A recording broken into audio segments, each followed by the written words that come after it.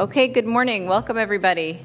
My name is Sarah Ladislaw. I run the Energy and National Security Program here at CSIS, and it's wonderful to see so many of you here on a nice, beautiful day here in Washington.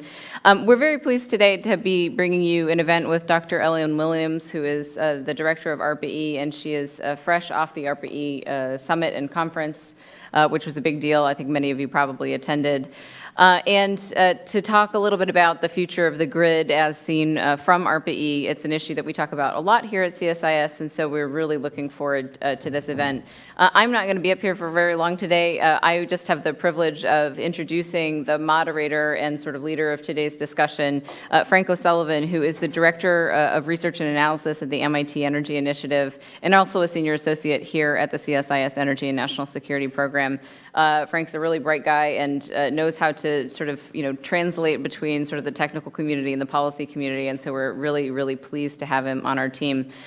So before I hand this over to Frank to introduce Dr. Williams and get the discussion underway, I got to do my due diligence, which for those of you who are regulars know that we don't plan on having any sort of security event here at CSIS today, but if we do, please exit out this back door or over to the right of the elevators, or excuse me, the left of the elevators. There's a emergency exit that will lead you down to the alley out the side of the building, and then please proceed outside to the garden area or the green area out in the front. So, and just pay attention to Mariah in the back or me in the event of a security incident, which we don't plan to have happen. But without further ado, Frank.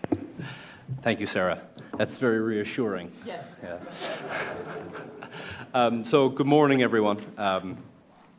It's an absolute pleasure to be here, and I think we're going to have a fascinating hour and 15 minutes with Professor Williams.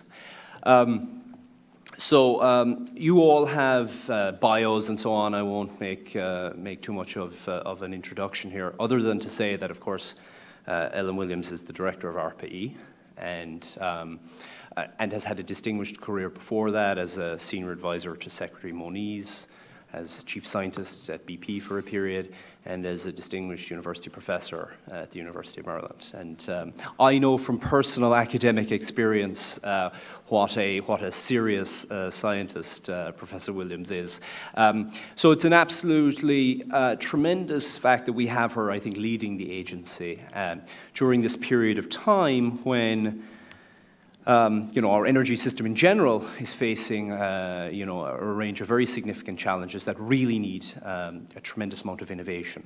And I think in particular, and we were commenting on this just before we came out, the power sector is probably at the heart of the most interesting change, the most significant challenge at the moment. It's rapidly changing. I think we're actually seeing the nascency of a revolution in the manner in which power services are supplied. And that's bringing up a whole host of challenges that really cry out for the type of innovation that ARPA-e are driving forward with. So I think what we're going to do is Professor Williams will open up with some remarks. Following that, I will have the opportunity to bounce a few questions off you, I guess, and then we'll open it up for discussion. So. Let me just thank the... Am I on here? There you Let me just thank the organizers for having me here today, and Frank for leading this discussion. I'm really looking forward to the discussion. I'd like to do a quick overview, probably 15 or 20 minutes, on what ARPA-e has been doing and where are some of the things that we're going in the power system space. And I'll emphasize at the beginning that we're a technical agency, but we're doing our technical work in the context of applications. So I really value the opportunity to be here and talk to people who come to this from a policy and applications perspective. And let's see, I should have brought the keyboard over. So the keyboard is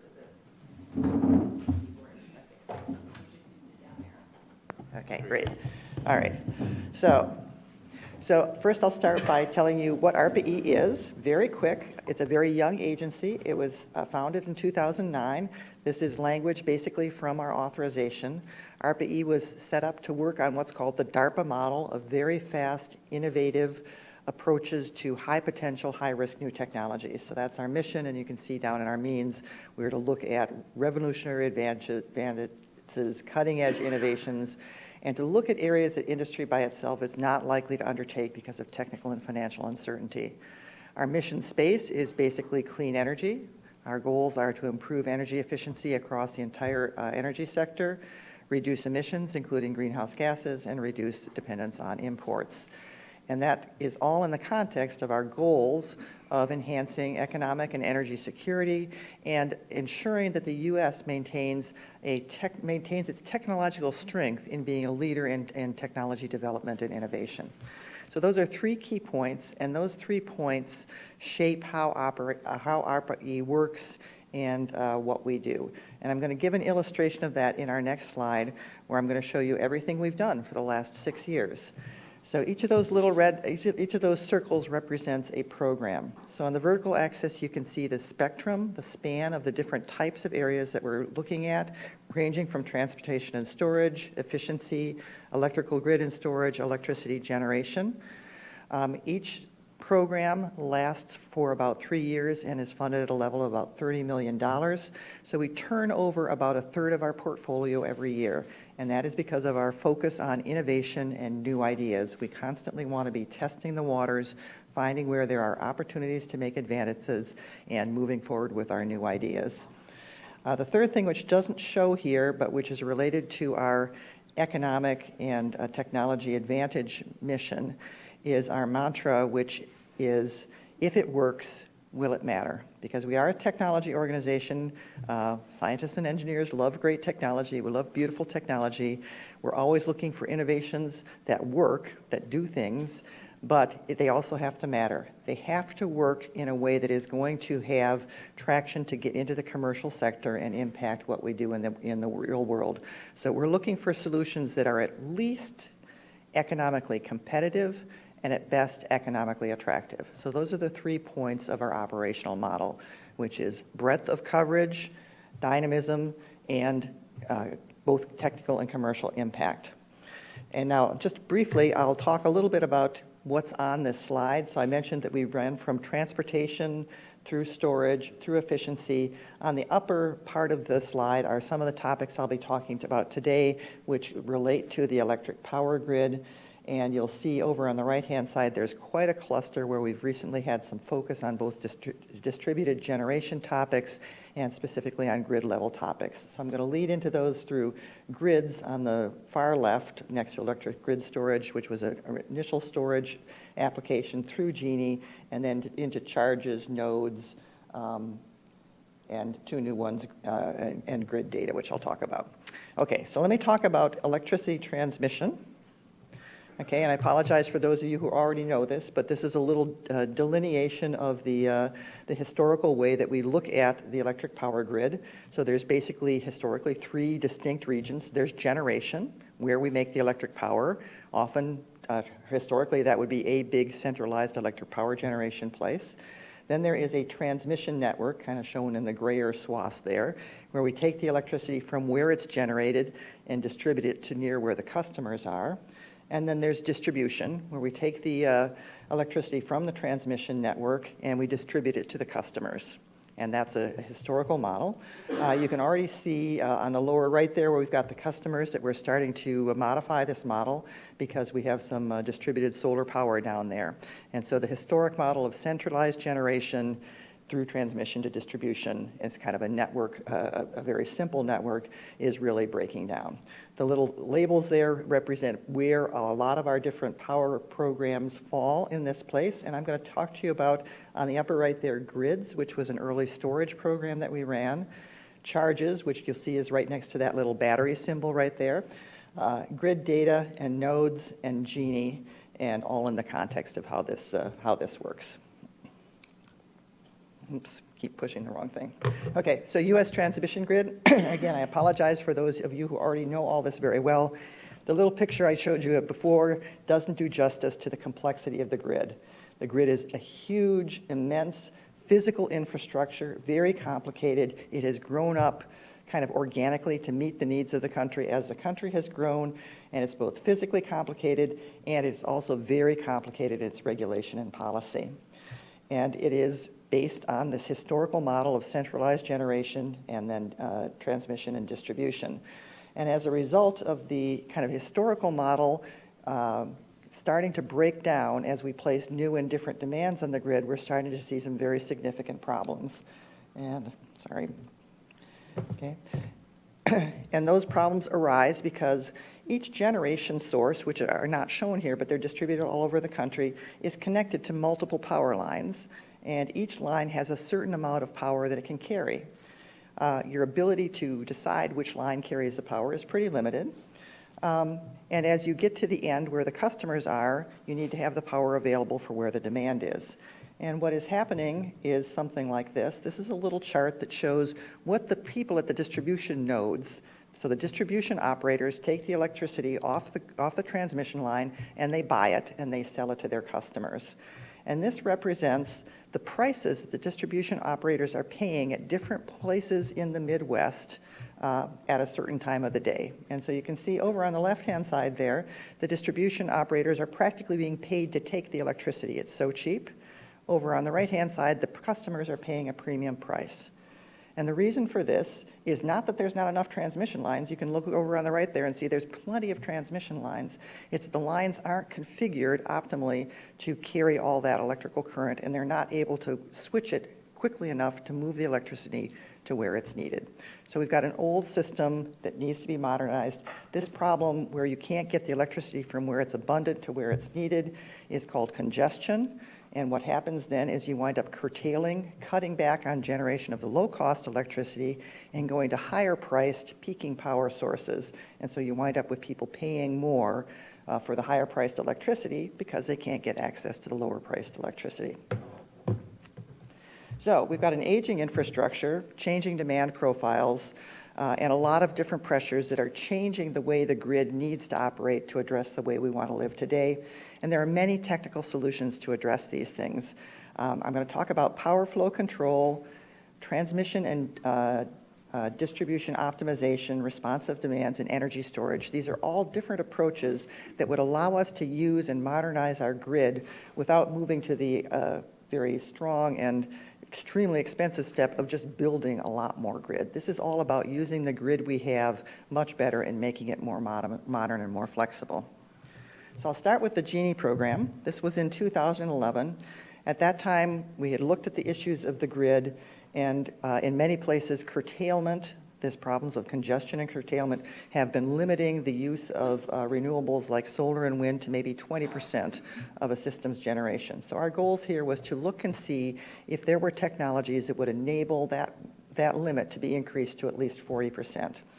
And again, we're not looking for just technically feasible solutions, we're looking for economically feasible solutions, so we set cost goals for how we wanted to achieve those goals. The technical categories we looked at here were power flow controllers and grid control architecture. So let me just give you some examples of what came out of this. Okay, here's one example. This is hardware. This is a power flow controller. So I said it's hard to choose which electric transmission line the electric power flows through. That may sound silly. We all know we can go to the wall and turn an electric switch on and off and turn the power on and off anytime we want. That's because we're working with 120 volts and half an amp.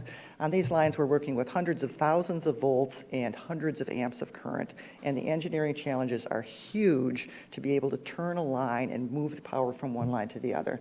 This team did something really creative. They said, instead of one big switch that has to deal with all the 100 amps, we're going to make a whole series of little nudges. And what they have is a series of clamp-on switches, each one of which creates a little bit of a barrier or a turning point for the electric current. And by putting a series of them across a power line, they can actually accomplish the switching much more economically and with much easier installation because they don't even have to break the wire to put these things in place. This team has been tremendously successful. During their ARPA-e support, they started working with industry. They put 100 units on a TVA transmission line and are demonstrating that it works. They've been able to go out and raise private sector funding. We're no longer funding them to further develop their technology. They've got a low-cost system, and they're now expanding their product line. So here's an immediate impact of a technology that can make a real difference by overcoming one of the technical barriers in modernizing the grid. Okay, here's another one. Even if we know how to switch, even if we know how to turn the current on and off, it turns out that knowing which line to switch, how to do the switching is a really hard problem.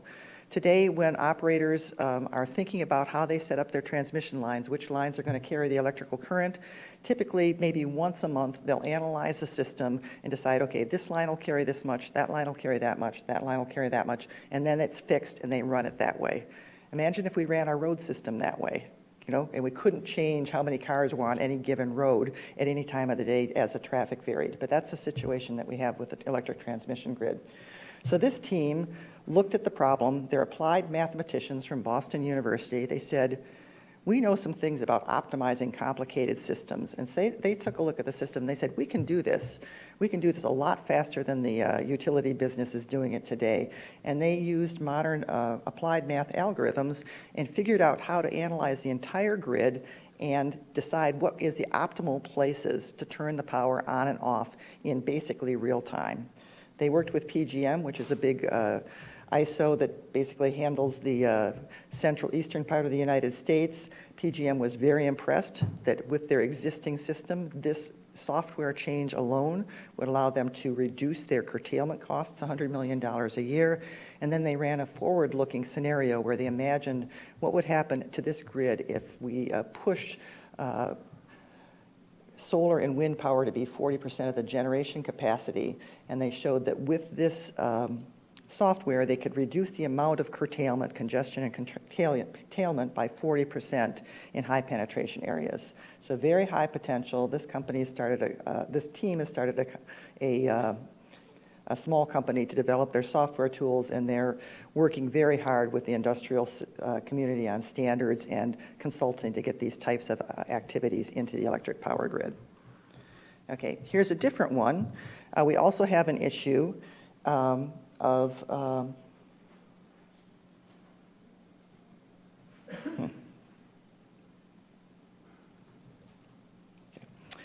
we also have an issue of demand.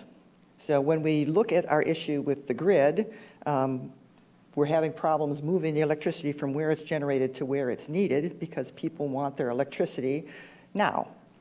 But we don't always actually have to have it now. Many of us would be perfectly happy to run our electric clothes dryer in the middle of the night rather than the middle of the day if we had a cost break to do it. That's called demand response. And demand response is a really powerful way to balance out the demands on the grid and use our system much more effectively. But again, historically, it's very difficult to do good demand response. And so this team looked at what could be done. They developed a very big, powerful platform which would allow them to analyze customer behaviors and tell the utility, if you send out a demand response request, how are the customers most likely to respond? That would then allow them to tailor the demand response request in the best possible way. Very effective. They're able to do this now with hundreds of millions of, with millions of forecasts and millions of node points. This has been taken up with great activity by a large number of utilities that want to do demand response. They've attracted follow-on private sector funding and are working with utilities. So another type of activities. You might be starting to get the feeling here, there are many, many different vectors into this problem, all of which can have an impact, and at some point, all of which will come together and make a huge change in our system. Okay, one more topic I want to talk about is energy storage. I didn't mention earlier when we talked about the grid, but most of you probably know, our electric power grid, our capacity for generating electricity is twice as large as the amount of electricity that we use every year. The reason for that is that our demand varies by time of day and by time of year, and so the capacity that we have is built to basically match the peak demands. We have to have the electricity to match what we need at our largest level of demand. If we could store some electricity, we could, of course, lower that overbuild, and that becomes especially important when we're looking at intermittent renewable sources. And it also turns out that storing electricity could also solve many of these problems of congestion and curtailment that we're seeing with the existing grid. So we looked at energy storage for the grid beginning early on in ARPA-E's lifetime, and we looked very carefully at cost issues. Now, I have to tell you that when you're hearing people talk about cost for battery, you just need to be incredibly careful about what you're hearing, because there are at least a dozen different cost points that people will talk about when they talk about batteries. I've listed some of them on the lower right there. Batteries are composed of cells that are the basic unit of a battery. Sometimes people will quote you their cell cost. That's a much lower cost than the battery you might actually use, which is a pack, which is a bunch of cells put together with some management system. A cell's consolidated into a pack is what you need for a transportation system, an EV battery. When you move on to grid level storage, backup storage, or something at the grid level, you often would then need to pull together a large number of packs with another management system, and then you would have to have a system setup of installation, siting, and how you connect to your sources. So each of these represents a different cost structure. When you hear people talk about battery costs, you need to try to find out, and it's often very hard to do. There's also another thing that people leave out, which is how much of the energy in the battery you actually can use. A battery might have a lot of energy capacity, but you might only be able to use 80% of it or 50% of it. And again, you have to ask the question, am I being told the nameplate price, which is all the energy, or the deliverable energy price, which is how much I can actually use? So having said all those disclaimers, when we started this program, we set a very, very ambitious goal. Not that we thought we'd meet it in 3 years, but a goal for what would have to happen to really transform grid level storage. And that goal was that the system capital cost at the pack level, without return on investment, would be $100 per kilowatt hour of storage capacity in the batteries. And if you look at that, we use a cost per storage cycle. That's because the capital cost is not the only thing, because you've got your battery, you can hold 100 kilowatt hours, but you have to use it over and over again. So you also need to know how many times you can use that battery, how many times you can cycle it. That's really important. And you also have to know the efficiency of each cycle. So we use those numbers to calculate a cost of storage. Since we started that program, we've run through grids 7 battery projects, very successful. I'll tell you about one of them, and we have several other projects going on. At the time we started this, large-scale battery storage was very primitive. When you were looking at battery storage systems for backup or for grid-level things, you were talking $900 to $1,500 per kilowatt hour purchase price. Much too expensive to be used very broadly, only for very specialized applications. So what we were looking to do was to drive those prices down very dramatically, and we hit at exactly the right time, because in the last 20 years, there have been such advances in understanding of chemistry, materials chemistry, and low-cost manufacturing approaches, and also something called fluid dynamics, which comes into flow cells, that once the incentives were there to take another look at big-scale batteries, the floodgates broke open, and we've seen these teams just moving forward with amazing progress. And I'm just going to show you one. Okay, so we have three of our battery teams actually have products on the market, and we have another 5 or 6 which are moving products very close onto the market soon. This one that has batteries on the market is Primus Power. They developed a type of battery called a flow cell. Okay, so that's illustrated over there. A flow cell battery is a battery where you take your normal little battery, which is a closed box filled with a finite amount of chemicals, and you say, I'm going to set up some tanks on the outside and flow the chemicals I need for this battery through the battery, and then I recharge the batteries afterwards. That way I can have a lot more energy storage per the expensive part of the battery that actually generates the power. So they solved some very serious problems of the costs of the materials in the battery, and they also worked with advances in understanding of fluid dynamics for having those chemicals flow through the battery. And they've developed a commercially competitive, very effective battery with very large cycle life. One of their very interesting demonstrations is going on right now at the Miramar Marine Corps Air Station near San Diego. That's a picture there of their one of their battery systems installed there. Miramar has on-site solar power. They want to be able to have their base go off-grid completely, and so they're doing this demo project with Primus Power. But Primus has obtained over $60 million in private sector follow-on funding. They have products on the market and sales. They've just signed a big agreement for selling batteries in the developing world. And this is a pathway. The future of battery storage right now is kind of a wild west.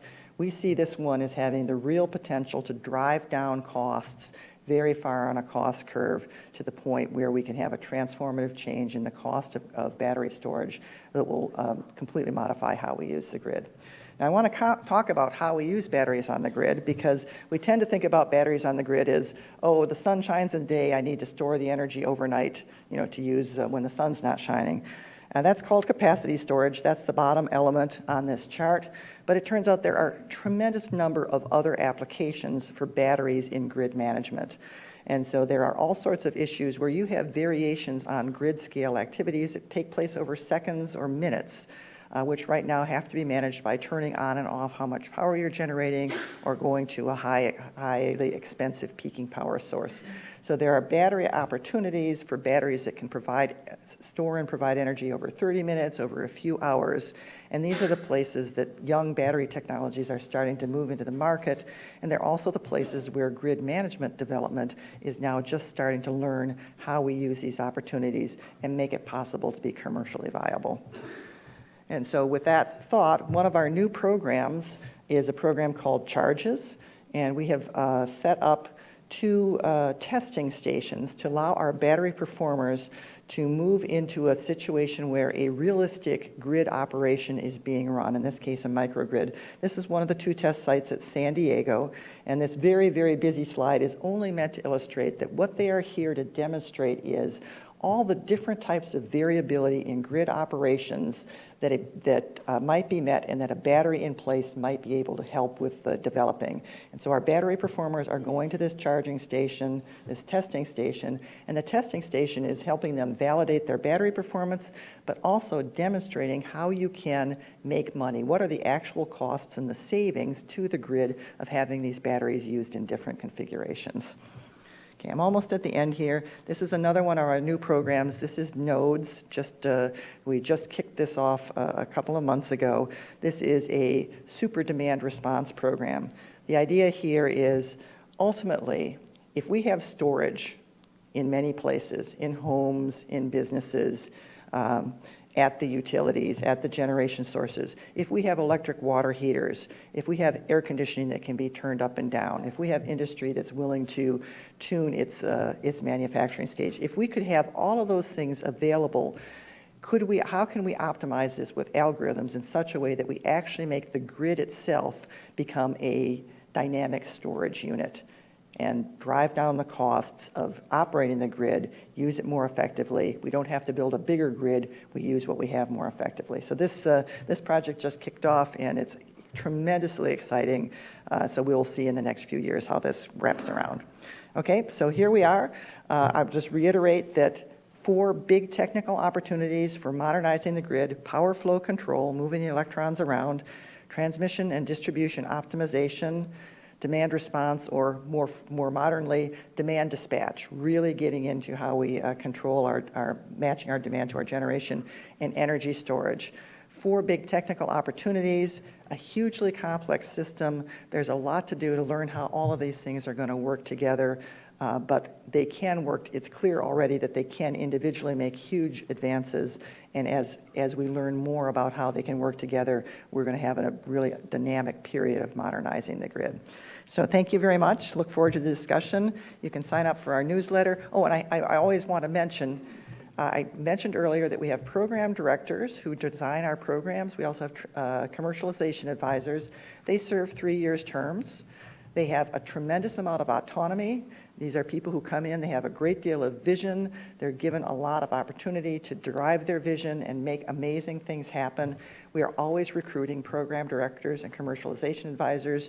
If you are someone who might like to take on that challenge, or if you know somebody who does, who might like to take on that challenge, please have them take a look at our website and get in touch with us.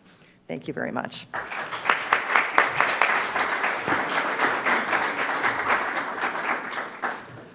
Thank you, Ellen. I brought my resume. Any day. Exactly. I really enjoyed your first slide there, kind of the Sim City-like slide, illustrating the grid. As a kid, I always managed to bankrupt the city within seconds from an overinvestment in a power system, remarkably. And I think this is a very interesting There's a thread to this point.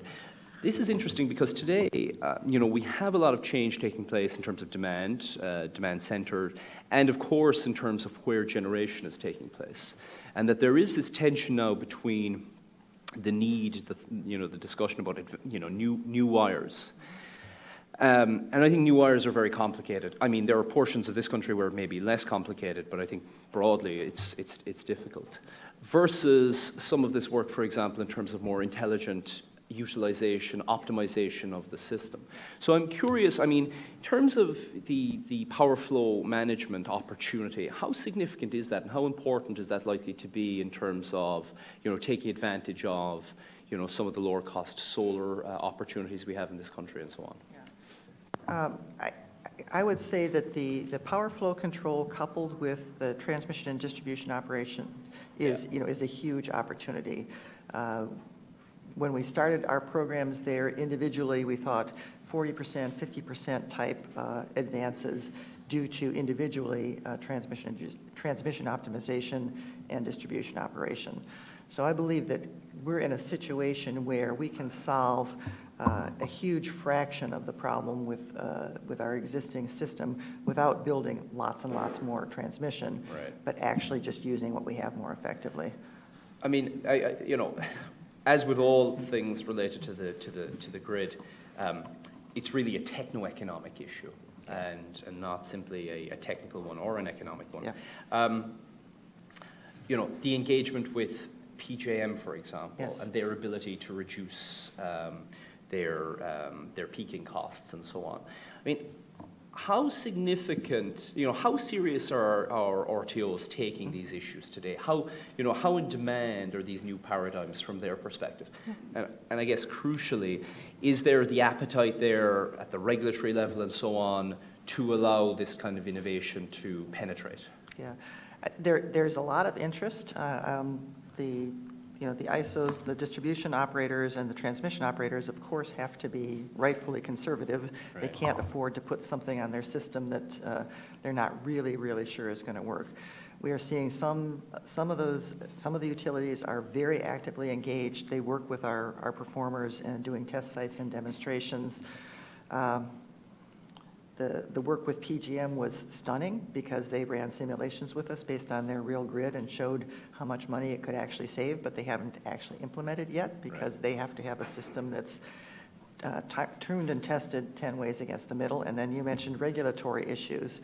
I think there's a lot of interest in the regulatory space in having these options, but many times what we're seeing, and we actually have some of our commercialization advisors often try to help work on this, is that there needs to be a lot of work in getting information into the regulators' hands about what the future opportunities are so that they don't inadvertently write into regulations something that rules out a new innovation that might be very powerful in the future. Yeah, I can certainly see that being a challenge.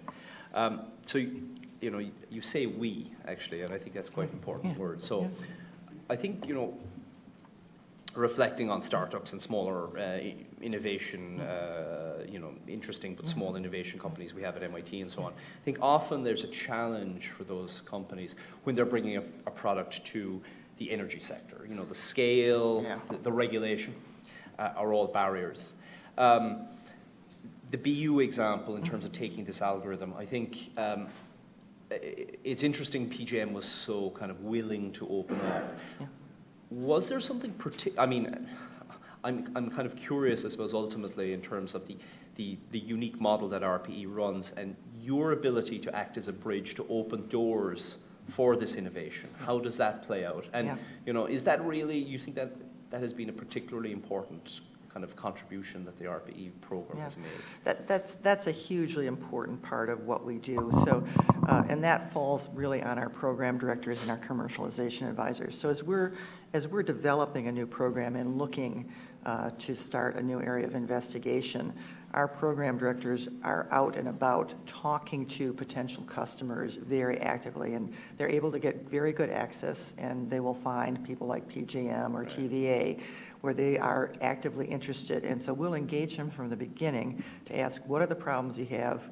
What would be useful? What would really be helpful? and then keep them engaged through the process. And when we have performers who are doing very well, help those performers team up with the utilities to have them as partners in development. So I think we're really open to questions from the audience too. So if anybody wants to kind of jump in at this point, please do. Charles, please. Yeah. I don't know if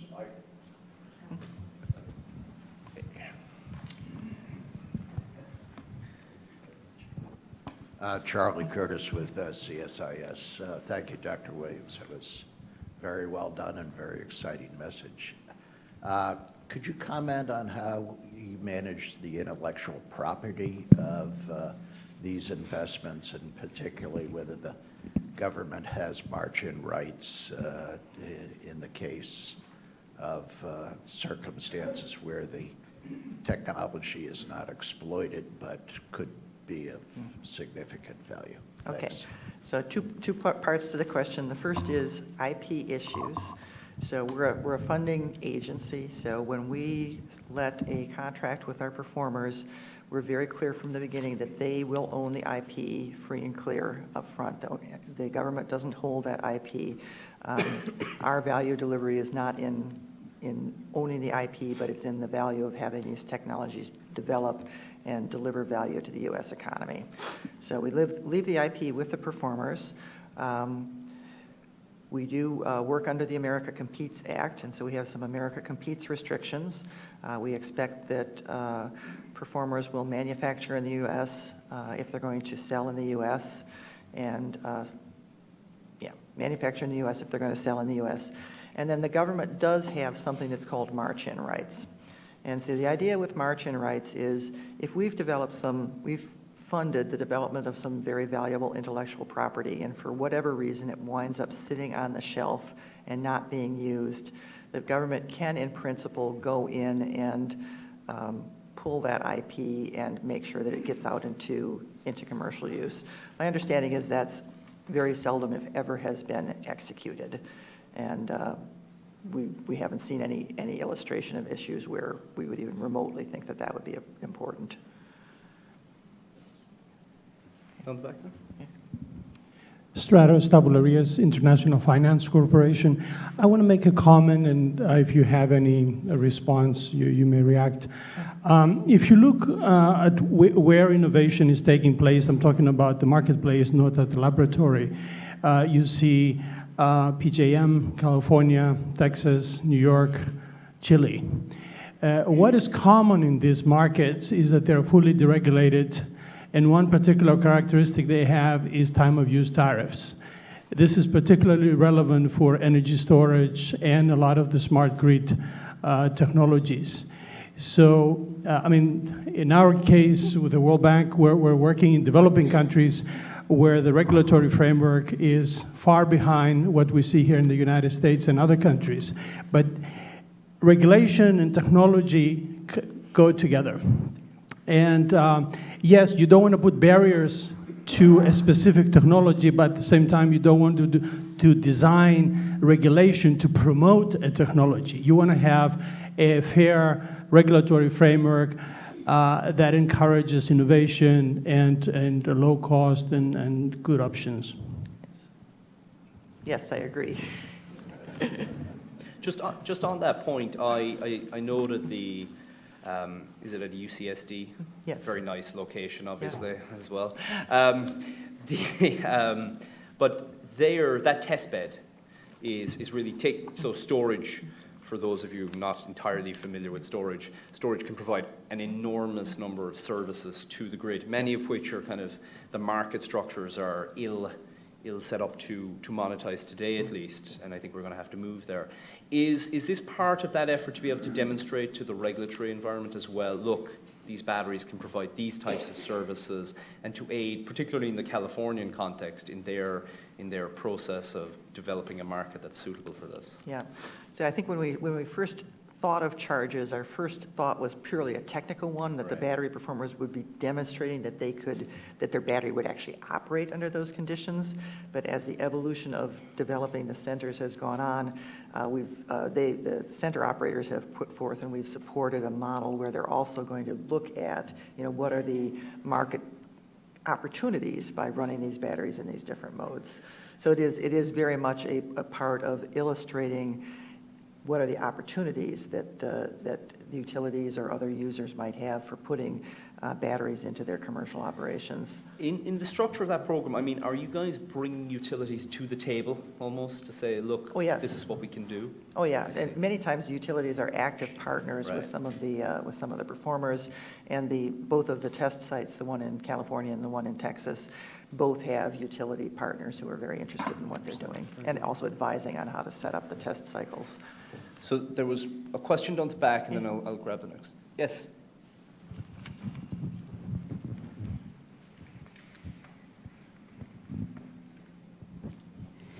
Jenny Hao from Sun Energy Capital, and I'm also leading an effort to do the solar chiller project that actually working together with the Edison Electric Institute and utility. My question is, in terms of the market design from PJM, California ISO, and others, there's a capacity market. They do look into the forward market for the capacity generation. And from the demand response side, there is a Supreme Court just actually ruling that actually pretty much encouraged the Elon Musk Solar City plus Powerwall type of technology adopted by the consumer and residential customers. How do you balance this type of regulatory barriers and regulatory complexity from the tariff, capacity, generation against the demand side that actually, likely will open the floodgate and wipe out the entire utility industry, just like a telecom? So how do you balance this kind of, challenge? Thank you.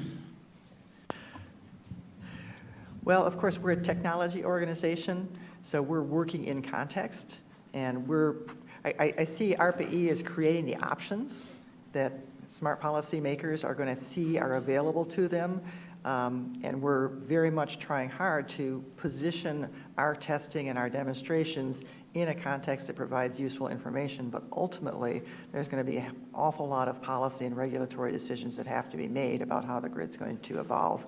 But I think what we're seeing is that there are lots of options to make it work better. I think it's very clear too that the kind of natural and appropriate conservatism of that regulatory space, the ability to bring some empirical evidence to the table, which is something you guys are providing, is really valuable in helping to move that needle. Yeah. So Sarah, your question?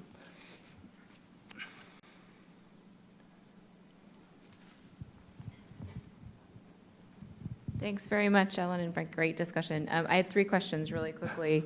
I know, sorry. You had mentioned, you said sort of, you guys focus on a lot of the different vectors of change, right, that can intersect the grid, which I thought was really interesting, because you also said they'll come together at some point, right? So and I think we've had a lot of questions about how they might come together. And I'm curious, you guys do sort of make discrete technical contributions to answering some of these questions or providing those options, but do you ever and will you ever think about linking some of those things or solving some of those linkage issues? The second one is, I think the nodes project sounds fascinating, and one of the questions that we see reflected a lot in people's analysis and thinking right now is, so many people have focused on a modern sort of flexible two-way durable grid will require storage, and it will require a certain amount of storage, but maybe it won't be on-grid storage in the way that we're thinking about it. Maybe it will be more of just a lot of sort of different things having a capacity to respond. Is a vision where storage, big, large-scale storage solutions obsolete too far in that direction? Like if that we really actually don't need to crack the code on sort of large-scale grid storage solutions? Is that something that you think is possible? And then I would be remiss not to mention you guys have put out a budget, that gives that's sort of a significant plus up in sort of ARPA-e funding. It's all part of this mission innovation concept and things like that. listen, budget plus-ups are always political, but at the same time, you know, you argue for them on your track record of success. So how do you think you're doing on that front? So let's see here. Linkages, first question, oh, sorry. Yeah, so the first question was linkages. We do a lot of discrete, I've showed you a lot of discrete activities that we've been carrying out. Each of those has demonstrated, we think, a great deal of opportunity in having positive impact. But individually, because of the complexity of the system, ultimately, they're going to have to be brought together to really realize their whole impact. And so coming to your final question about budget, we do have a strategic plan for the growth of ARPA-E, and part of the growth model for ARPA-E would, in fact, involve taking a look at what are the technological innovations and high-risk barriers that exist to bringing these new innovations into the system, and including the power grid, and using them effectively. So we would like to grow, we would like to help accelerate how these emerging technologies can really be used most effectively. The second question was about nodes, and that's our demand response program, which is brand new. And basically the idea is here we've got demand response on steroids. You know, it becomes demand dispatch, it becomes everybody's part of the whole demand management system, and at that point, does it become obsolete? Don't we need storage anymore? I hope we need less storage.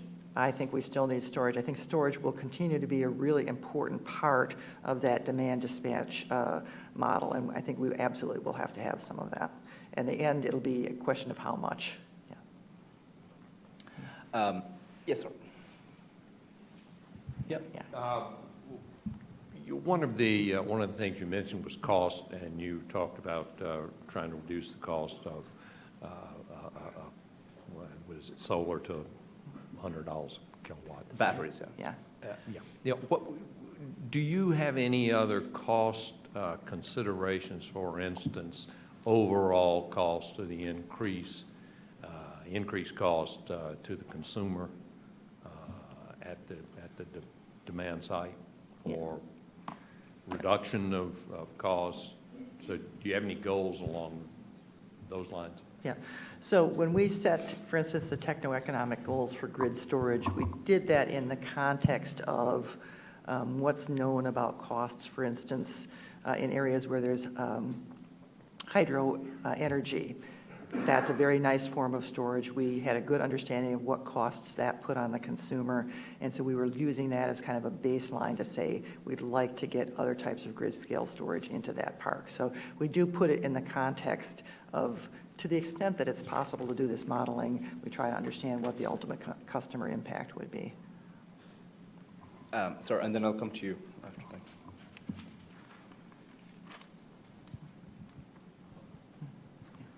So I have Mehdi Anwar. I'm with Intellectual Property Enforcement at the State Department. But I have two questions, one very small. You mentioned that adding inductors to switch power. But when we do that, we also add we reduce the quality of power because we have to do the power factor correction later. So is it cost effective? Number two is, again, when you talk about the bottleneck is storage, because if we add storage in the circuitry, in the network, that allows high degree of penetration of those variable or sustainable energy sources, so that's rather important. And then you actually mentioned that on-demand grid, or in other words, you're saying that one particular grid that is actually a dynamic grid. Yes. So that requires that I also add the information system to it. And that is the next question that leads to it, is how do I guarantee security of that particular grid? Because that is going to be an issue at that particular point, and that is going to be very severe if it is breached. Okay. Yeah. So the inductors, yeah, those guys are cost effective. Okay. The questions you ask are highly cogent, and they really work those. So that was part of the if it works part of that project, and so that actually is working.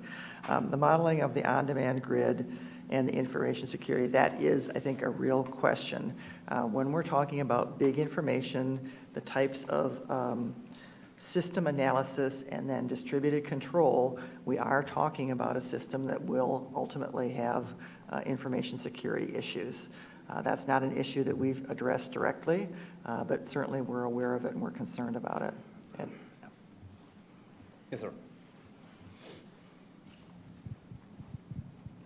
Thank you for your patience. I'm Jan Mears, Resources for the Future. To what extent can or are you investing in either the collection of CO2 from combusted gases, which is used for electricity, or in advanced nuclear? okay. We have had a program on CO2 collection. It was called IMPACT. It was one of our earlier programs for directly capturing CO2 from power plants.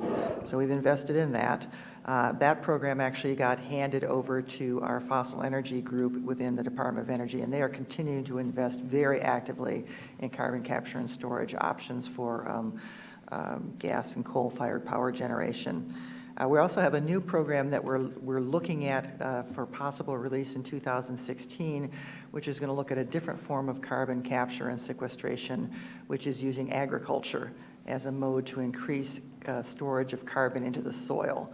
And so that one will just be kicking off, I hope, this year, and will serve as a different way to kind of get to the scale of topics that we might need to really address CO2 in the atmosphere. And then, I'm sorry, there was something else?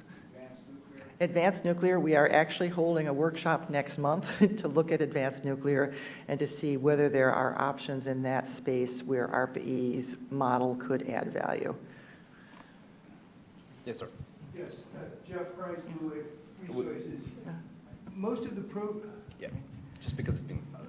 most of the projects that you've described have an objective either of improving the utilization of green energy, renewable energy resources, or improving the efficiency and cost effectiveness of the grid. But over the last several years, another driver has become increasingly important, which is resiliency. Information security is one part of it, but it's a much broader issue. To what extent is ARPA-E focused on that, and what are the future plans in that area? Yeah. So, to a certain extent, resiliency will be a core outcome of being able to better manage the grid. And so we've addressed resiliency as a corollary to what we're doing. If we are actually able to move forward and do some more expanded work on sort of systems level integration, resiliency would come into our characterization as well as part of our drive for energy security. Yes. Hi, Jack Bagley with the Bagley Group. I represent several universities.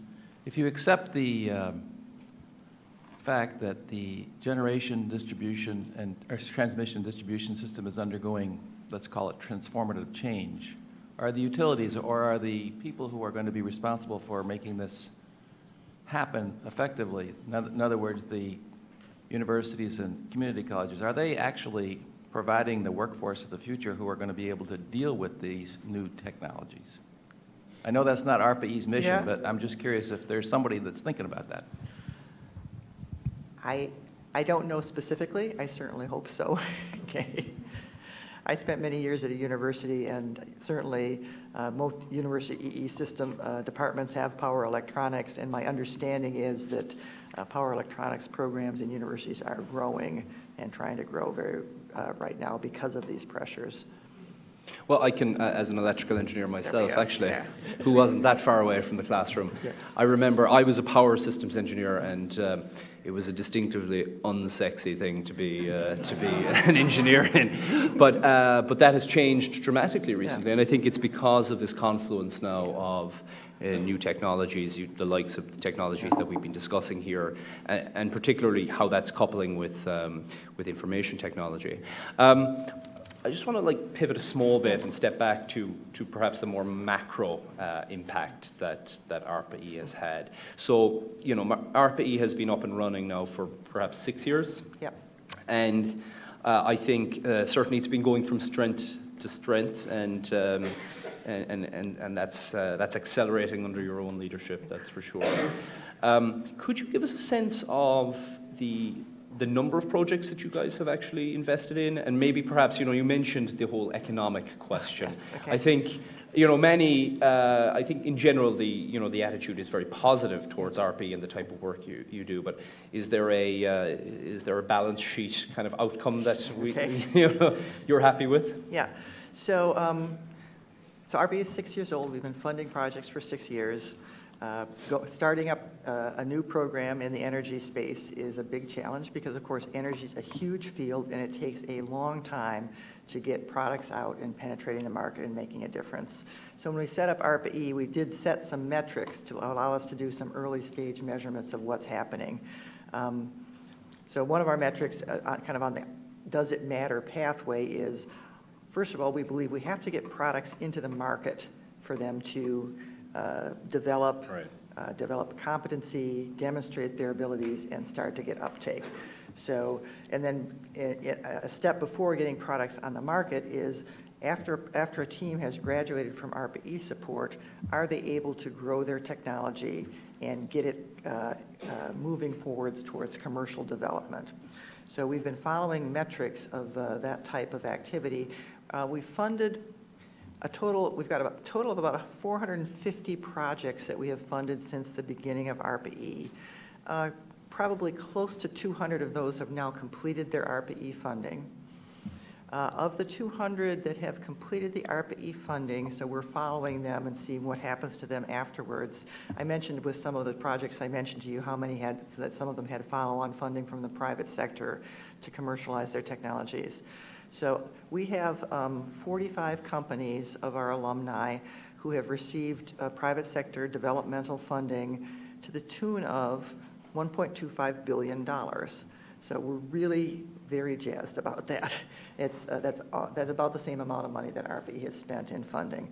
So we are seeing our most successful technologies go out and convince private sector investors that this is indeed a commercial opportunity that they can really move forward on.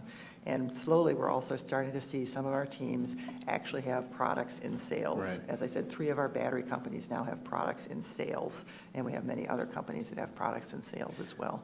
I mean, that's actually quite a startling number. I mean, in terms of the early stage investment, the multiples of it, implied valuation are very significant relative to that. So you're be very happy with it. ARPA-E is a value creator. Yeah, absolutely. Yeah. So on that, perhaps, and then following on, so Secretary Moniz has been quite vocal, of course, with respect to mission innovation. Yeah. And I think many of us welcome that. Certainly everybody in the university sector is delighted. But one thing, I mean, so that, and I'm curious your own perspectives on mission innovation itself, but one thing that I thought was also very important is the emergence of the Breakthrough Coalition type grouping and their commitment to, I think, perhaps look to the types of companies that ARPA-E is supporting and to try and bring them forward further into the market. I mean, how do you see this? I mean, is this an outcome that ARPA-E has really helped get the ball rolling with? Well, I'd like to think that the ARPA-E model was helpful in defining the mission innovation concept. Mission innovation, for those of you who don't know, is an agreement by the U.S. government and 19 other governments across the world to double their clean energy R&D over the next investments over the next 5 years, and it has been partnered with commitments by a group of investors that have formed called the Breakthrough Energy Coalition, who are making commitments that they will help support early stage innovations and move them from the research and development phase towards commercialization. So it's a tremendously exciting opportunity. It's actually very well matched to the model that ARPA-E has put in place. From my perspective, knowing that the Breakthrough Energy Coalition is going to be out there means that our most successful performers are more likely to find the private sector support that they need to move their commercialization topics forward. So it's altogether a very exciting time. Yeah, very important. Other questions? Yes. We'll just, for the sake of the webcast, can you, thank you. I'm Bob Bartolo, a AAAS fellow at DOE. Were there, the overall theme of ARPA-E is not really to do a lot of basic research, but it's to fill this valley of death between where something has been developed, maybe in the laboratory, and to get it to the marketplace. But did you run into any projects where they did encounter some basic research or basic science, either in physics or chemistry, particularly in batteries, where the physics or chemistry just was not known and they had something of a technical challenge in that respect? So, so basically, ARPA-E is our typical model is we look around for the most exciting innovations that have come out of basic research, exploratory research, the type of work that's founded by the DOE Office of Science or by the National Science Foundation. Right. And when there's a brilliant idea out there, our model is to help the team that developed that idea move it forward towards commercial applications. But it is absolutely the case that there are situations where some barrier in the properties of materials or the understanding of electronic circuits actually has to be solved before we can move a technology forward. So where there's a very specific, well-defined roadblock in the physical sciences that is preventing a technology that we think is important from being developed, we will invest in it. And we actually have a new program that we just put a call for proposals out last week called Ionics, and it is looking at ion conductors, solid ion conductors, which we have identified as a key enabler for even better battery advances. And so we're going to put some very focused investment in there and see if teams can drive forward the development of that specific enabling technology that's necessary for what would be a very important technology advance. Yes, sir. If the technology is commercialized, and you find in the commercial application that it needs further research, they run into a glitch somewhere. Yeah. Can they come back for further research, further work with us, with you? Yeah, it really depends on the nature of the glitch. If the glitch is a fundamental challenge, something that really requires a breakthrough in technology, that would fall in our mission space. The development, the ongoing development kind of on a roadmap to make existing technologies better is actually funded through many other programs in the Department of Energy. So we often work with our teams to help them find the right match in other programs in DOE or DOD that would help with that type of further development. Yes, at the back.